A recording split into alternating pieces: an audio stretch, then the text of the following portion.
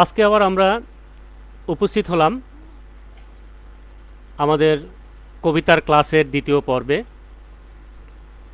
গত পর্বে আমরা কবিতার প্রথম উপাদান ভাব ভাবনা বিষয় অনুষঙ্গ নিয়ে কথা বলেছি।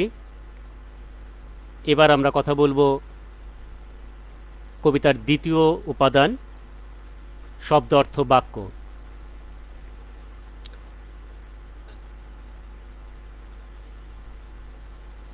এই উপাদানগুলো একটা অন্যের সাথে সম্পৃক্ত। শব্দ অর্থ বাক্য কবিতার হাতিয়ার। আমরা জানি শব্দের নির্দিষ্ট কোনো অর্থ নেই। কবিতা শব্দটি ব্যবহারের পর শব্দটির নিজস্ব অর্থ দাঁড় করায়। একটা উদাহরণ দিয়ে আমরা বুঝতে চেষ্টা করি।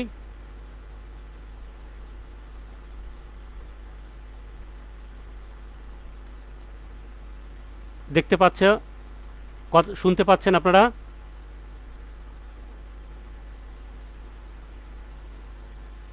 শুনতে পাচ্ছেন আমাকে?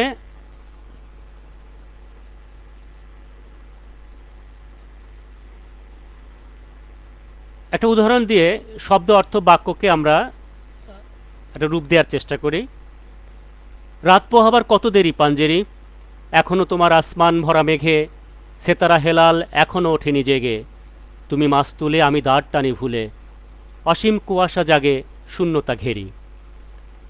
এই যে কবি এখানে কবিতা যে ব্যবহার করলেন, এখানে যে শব্দগুলো রাত, পোহাবার, পাঞ্জেরি, আসমান, মেঘ, সেতারা, হেলাল, মাস্তুল, কুয়াশা, এর অর্থ কিন্তু এখানে কবি যে আবিধানিক অর্থ কিন্তু সেটা ব্যবহার করেননি। এখানে শব্দগুলো ব্যবহার করার পর নিজস্ব একটা অর্থ দাঁড়িয়েছে। রাত, রাত হলো রজনী, কিন্তু এখানে কবি কিন্তু রজনী ব্যবহার করেন নাই। এখানে পরাধীনতা, এখানে কিন্তু কবি দুর্যোগময় একটা মুহূর্ত, মুসলমানদের সেই হারানো ঐতিহ্য পুনরুদ্ধার করতে পারছে না, তাদের একটা যে সময় যাচ্ছে সেই সময়ের কথা বলেছে এখানে। তারপর আমরা দেখতে পাচ্ছি আসমান, আকাশ পোহানো।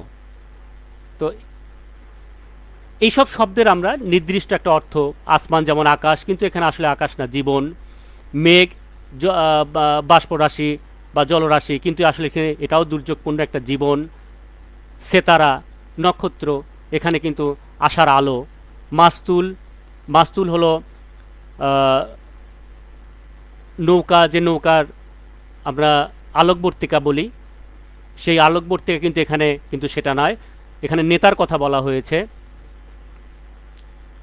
শীর্ষস্থানের কথা বলা হয়েছে। হেলাল চাঁদ, কিন্তু এখানে আশার কথা বলা হয়েছে। কুয়াশা ভাসমান জলরাশি, কিন্তু না, এখানে বিপদের কথা, অন্ধকারের কথা বলা হয়েছে। তাহলে নমুনা থেকে বুঝতে পারি বা বুঝতে বাকি থাকে না যে শব্দের নিজস্ব কোনো অর্থ নেই। কবি ব্যবহার করার পরে যে শব্দ অর্থপূর্ণ বা যে শব্দ এখানে দাঁড়ায় সেটাই আমরা বোঝার চেষ্টা করি। আমার এখানে অনেকেই রুবেল হাবিব, আবু বকর সিদ্দিক, সানোয়ার রানা, কিরমানি লিটন অনেকেই উপস্থিত হয়েছেন। আশা করি আমি আজকের বিষয়টাও ঠিক ওই রকম যতটুকু আমার সম্ভব ততটুকু আমি বিশ্লেষণ করার চেষ্টা করব। এবার আমরা দেখি শব্দ ব্যবহার সম্পর্কে দুই তিনজনের মন্তব্য একটু আমরা উল্লেখ করব, যেটা শব্দ ব্যবহারটা একটু আমাদের কাছে আরও একটু ক্লিয়ার হয়। তারপরে আমরা আবার নমুনায় যাব। সৈয়দ আলী হাসান বলেছেন, কবি যখন শব্দ ব্যবহার করেন তখন তিনি সেই শব্দের অর্থের সম্ভাবনার কথা ভাবেন। শব্দটি গ্রহণযোগ্যতা কতটুকু সেটা ভাবেন, সে কতটুকু সত্যকে অবলম্বন করছে সেটাও কিন্তু তিনি ভাবেন। আব্দুল মান্নান সৈয়দ বলছেন, কবি তো শব্দ সৃষ্টি করেন না, শব্দের নতুন ব্যবহার করেন। এবার আমরা একটা উদাহরণ দেওয়ার চেষ্টা করব। শব্দ আসলেই যে ব্যবহার কবিরা করছেন সেই ব্যবহারগুলো কীরকম হয়, কবির কাছে কি এটা শ্রেষ্ঠ শব্দ হয়? তাহলে সেই শ্রেষ্ঠ শব্দ সম্পর্কে আমরা জেনে নিই। কবির কাছে শ্রেষ্ঠ শব্দ, এই প্রত্যেক মানুষেরই একটা দর্শন থাকে, প্রজ্ঞা থাকে। সেই দর্শন এবং প্রজ্ঞা থেকে তিনি তার শব্দগুলো নির্বাচন করেন তার বিষয়ের জন্য, তার কবিতার জন্যে। যেমন রবীন্দ্রনাথ ঠাকুর তিনি তার কাব্যের কথাকে মূল্যায়ন করেছেন, আবার কেউ কেউ শ্রেষ্ঠ শব্দকে মূল্যায়ন করেছেন। তো শ্রেষ্ঠ শব্দ কোনগুলো? অভিধানে যে শব্দ থাকে সেগুলি কি সব শ্রেষ্ঠ শব্দ? তাহলে আমরা কিছু শব্দ একটু দেখি, তারপরে ব্যবহার করে বোঝার চেষ্টা করি যে আগে শ্রেষ্ঠ হয় না ব্যবহার করার পরে শ্রেষ্ঠ হয়। যেমন ধরেন অক্ষত, অধিকার, অমূল্য, আর, কেবল, ছাড়া, জান্নাত, থেকে, নিয়ামত, মাবুদ, মিথ্যা, যাওয়া, থাকা, সব, সবই, সম্ভার। আপনাদের কাছে কি মনে হয় এই শব্দগুলো শ্রেষ্ঠ? না। কিন্তু একটা স্তবকে অথবা কবিতায় ব্যবহার করে দেখি তো শ্রেষ্ঠ হয় কি না। সাবধান হও, মাবুদ ছাড়া আর সবই মিথ্যা, সব নিয়ামত থেকে ক্ষয়ে যাবে সব অধিকার, কেবল অক্ষত রবে জান্নাতের অমূল্য সম্ভার। এই যে 4টা লাইন বললাম, কবিতা করলাম, এটা কি মনে হয়? মনে হচ্ছে না এখানে ব্যবহৃত শব্দগুলো শ্রেষ্ঠ হয়ে গেছে? কারণ শব্দগুলো কবিতায় ব্যবহারের সঙ্গে সঙ্গে এর ভাব, ভাবের ব্যঞ্জনা, ভাষা, অর্থপূর্ণ কাব্যিকতা সবই কিন্তু এই ভাবের সৌন্দর্যকে শীর্ষে পৌঁছে দিয়েছে। তাহলে আমরা বলতে পারি উৎকৃষ্ট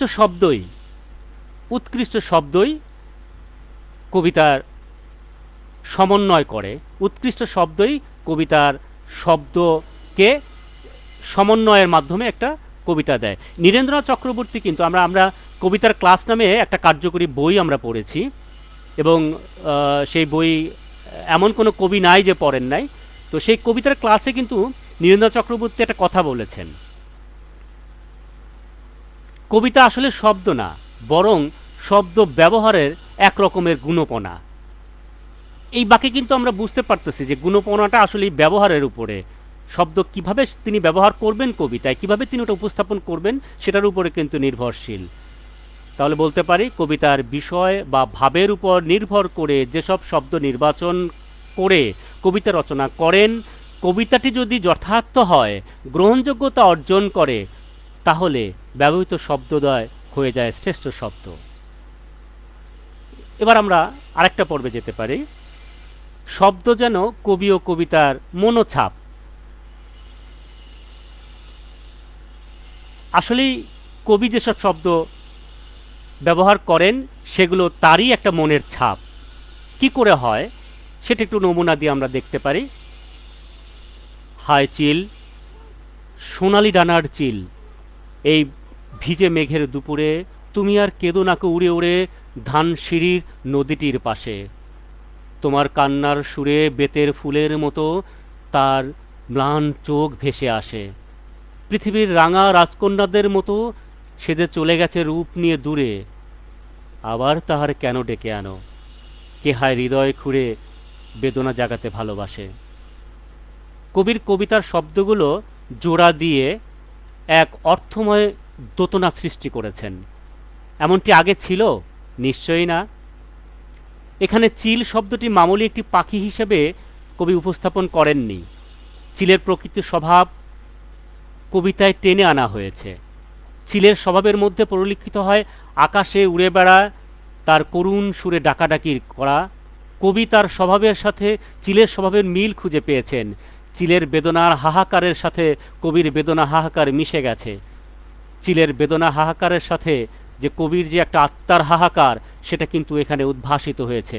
কবির ধারণা চিলও তার রাঙা রাজকন্যাকে হারিয়ে বেদনায় একেবারে উদাসী মনে কেঁদে ফিরছে।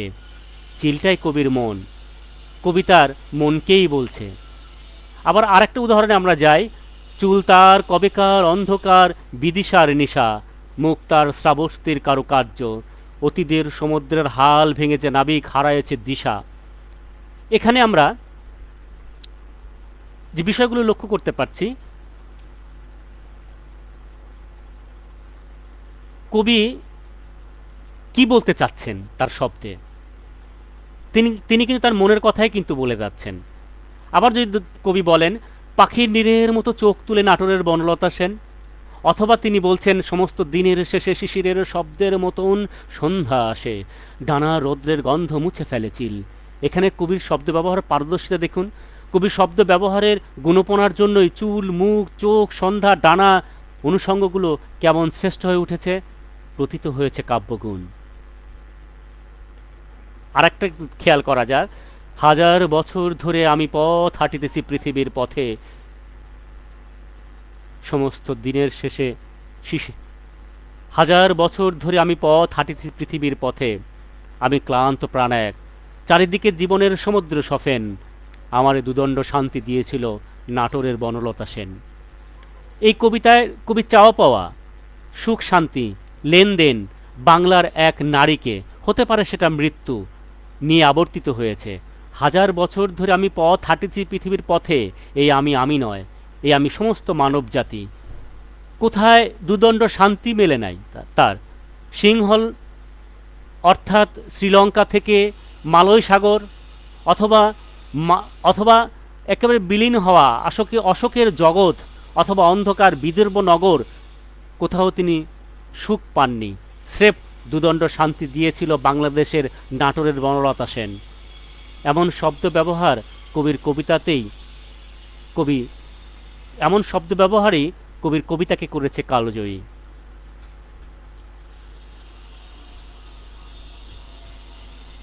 এবার আমরা শব্দের ঠাট বাকে দোষগুণ।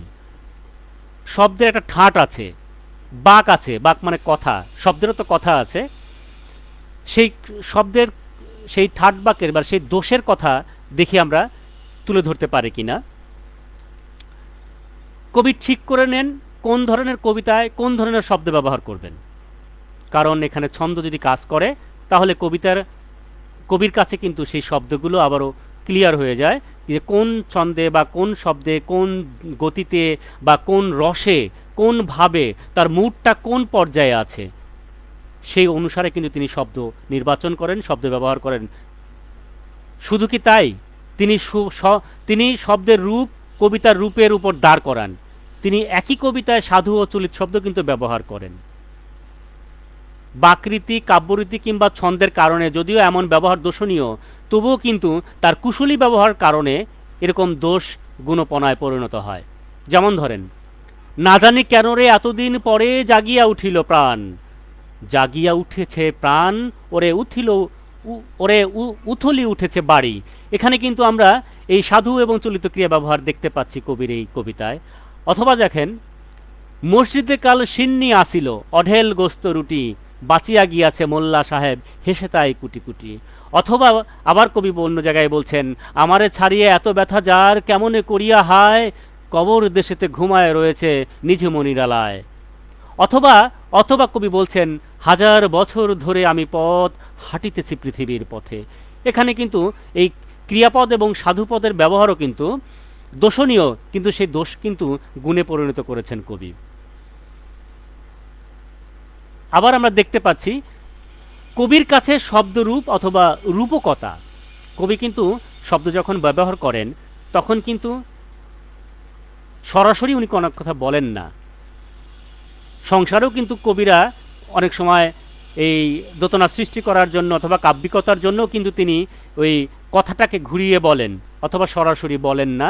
সেরকম আমরা কিছু শব্দ এখন আমরা দেখতে পারি কবিতার মাধ্যমে। শব্দ ব্যবহার ক্ষেত্রে কিন্তু অনেক সময় কবিরা এই রূপকের আশ্রয় নেন। রবীন্দ্রনাথ ঠাকুর যেমন সোনার তরী কাব্যের মানবিকতা প্রকাশ করার জন্য কিছু শব্দ ব্যবহার করেছেন। ফরুক আহমেদের সাতসাগরের মাঝি, পাঞ্জেরি, অথবা কাজী নজরুল ইসলামের খেয়াপাড়ের তরণী, এসব কবিতায় কিন্তু আমরা যেসব শব্দ দেখি সেটা কিন্তু রূপক শব্দ। এবং সাতসাগরের মাঝি, পাঞ্জেরি এবং খেয়াপাড়ের তরণী আর সোনার তরী সব কিন্তু সাগরকে নিয়ে, নদীকে নিয়ে, পানিকে নিয়ে কিন্তু আবর্তিত হয়েছে। এবং প্রথমজন রবীন্দ্রনাথ মানবীর কথা বলেছেন, আর পরের দুইজন ফরুক আহমেদ এবং কাজী নজরুল ইসলাম কিন্তু বলেছেন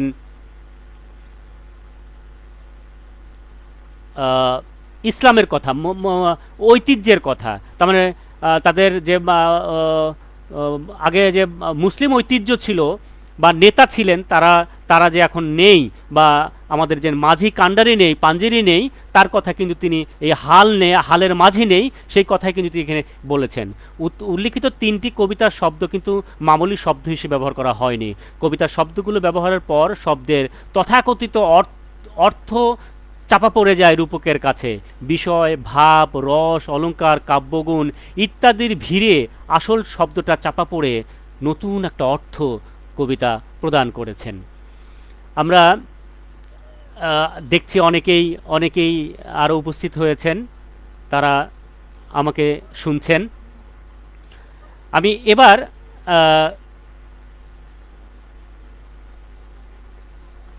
অন্য আরেকটা ব্যবহারে যাব, যেটা হচ্ছে বাক্যগুণ। বাক্যগুণ মানে কবির কাছে এই বাক্যগুণ আর কাব্যগুণ একত্র যদি না মিশাতে পারে তাহলে এখানে অর্থ অথবা তার ব্যবহারটা কিন্তু অন্যরকম হয়ে যায়। আমি কিছু নমুনা দিয়েও সেটা বলার চেষ্টা করব। শুধু ভাবনা, বিষয় অনুষঙ্গ বা শব্দ, বাক্য, অর্থ, ছন্দ, অলঙ্কার, রস ইত্যাদির উপরে কাব্যগুণ রক্ষা করে না, বাক্যগুণের উপরেও কিন্তু কাব্যগুণ রক্ষা করে। উপযুক্ত বাক্য যেমন নির্ভর করে অর্থবোধক শব্দ সমন্বয়ের উপরে, তেমনি নির্ভর করে বাক্যের উপর। শুধু কি তাই, বাক্যের থাকে 3টি গুণ। গুণ 3টি কি? আসক্তি, যোগ্যতা ও আকাঙ্ক্ষা।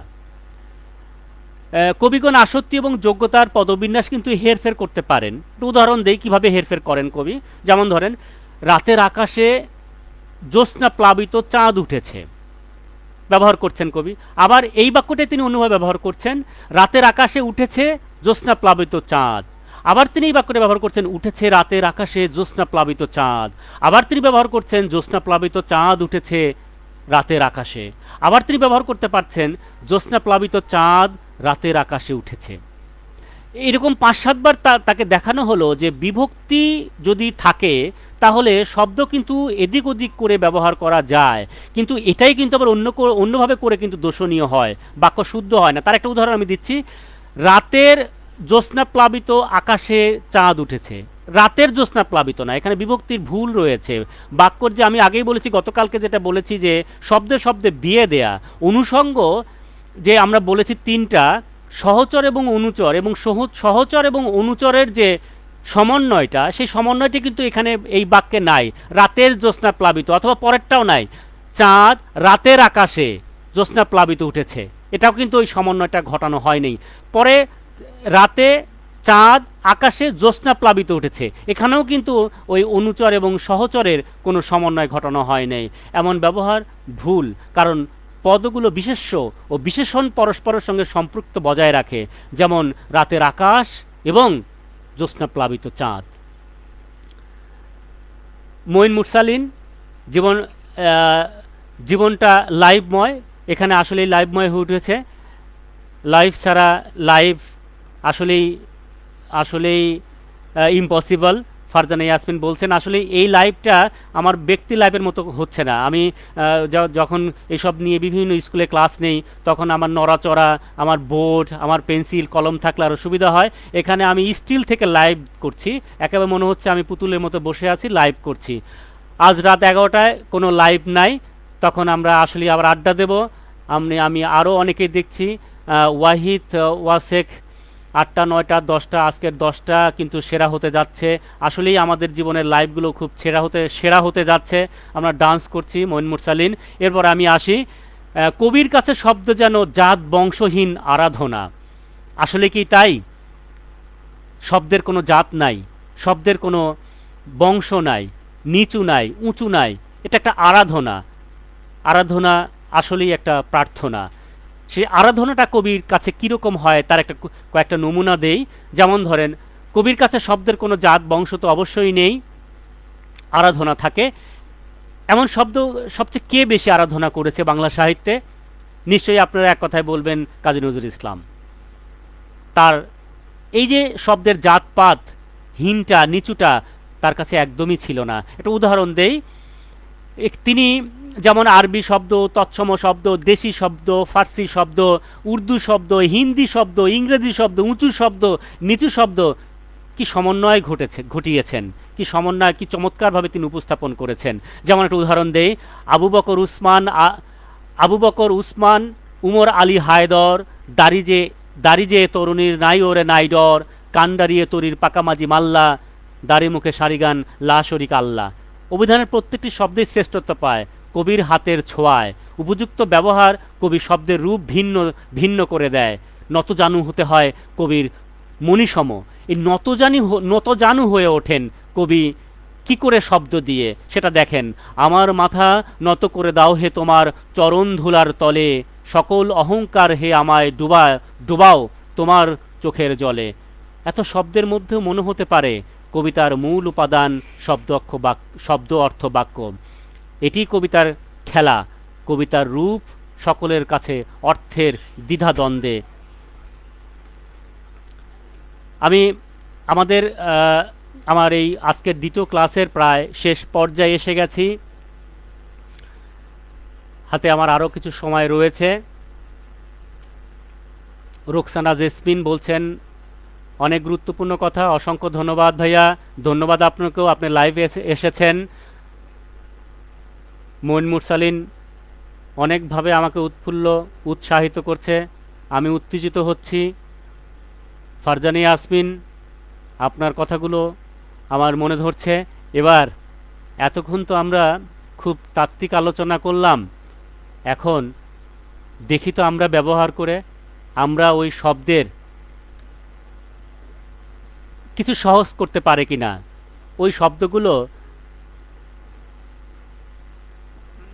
আমরা নিজেরা এবার ব্যবহার করি, দেখি আসলেই পারে কিনা।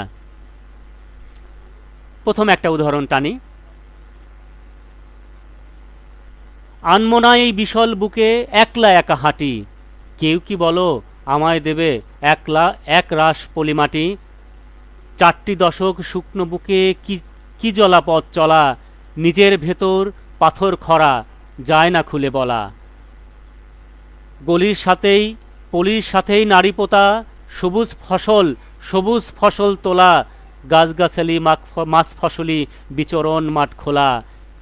কেউ তো এসে আমার পাশে হাতটি ধরে দাঁড়াক না, একটু গলুক কঠিন কঠোর ফারাক্কা। এখানে যে শব্দগুলো ব্যবহার করা হয়েছে সেই শব্দের সাথে কি আমরা আগের অর্থের কোনো মিল পাচ্ছি? আরেকটা কবিতা বলা যাক। আর কতদিন সইব বলো তাদের দেয়া যন্ত্রণা, আমি তো ভাই মাটির মানুষ, মেশিন কিবা যন্ত্রণা। শরীর কিবা পেটে মারো, কঠিন তবু সওয়া যায়, কি জানি ভাই মানব দেহ তুলোর গুঁতো হুমড়ি খায়। কেউ বা এসে কয় চোখের মণি, কেউ এসে কয় ধান্দাবাজ, কেউ বা ছড়ায় ধুনফুনানি চোখের মাপে আন্ধারাজ। চলতি পথে কেন ছিটাও কেচোর গায়ে নুনের ছিটা, তোমার ক্ষতি থোড়াই হলো, আমার যে ভাঙে মনের ভিটা।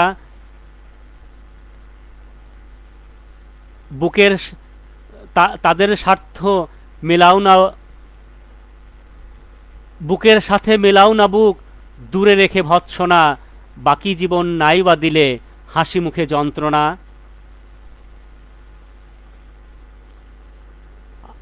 আশা করছি আমাদের ব্যবহারও খুব খারাপ হয়নি। রুবেল হাবিব, কিরমানি, ফারজানা, মইন মুরসালিন, মামুনি গণগ্রন্থাগার, সাথে আছি, আমিও আপনার সাথে আছি। লাস্ট আমরা আবার একটা কবিতা পড়ে আমরা আজকের মতো বিদায় নেব। শিশির ভেজা শীতের সকালের মতো তুমি এসে হাজির, মিষ্টি রোদের শিহরণ ঝাঁপিয়ে বললে, আজ আমার মন ভালো নেই, প্রেমের কথা বলো। হঠাৎ বর্ষাতে ছিঁড়ে তুলতুলে অনুভূতির বৃষ্টিতে মনটা গেল ভিজে।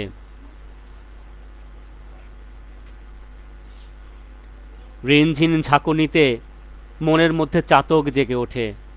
হাতে প্রেম গুজে দিয়ে বললে, কি হলো, ভালোবাসার কথা বলো। মধ্যরাতে টিকটিকির লেজে চলে জয়ের মহড়া। আর আমার মধ্যে কি হলো? প্রেমের কথা বলছো না কেন? বলবো, আজ আমি দড়ি ছিঁড়ে বলবো। প্রেম যখন জ্যৈষ্ঠীর ক্ষেত, পুষের পাতা, আষাঢ়ের ঢল অথবা কার্তিকের কুকুর, তখন তার কথা কেই না বলে। গরম বাতাস শরীরে ঝাঁপিয়ে বললে, পোড়ামাটির রূপ, পোড়ামাটির জলের আকুতি তুমিই করো কর্দমময়। পোড়ামাটির জলের আকুতি তুমিই করো কর্দমময়।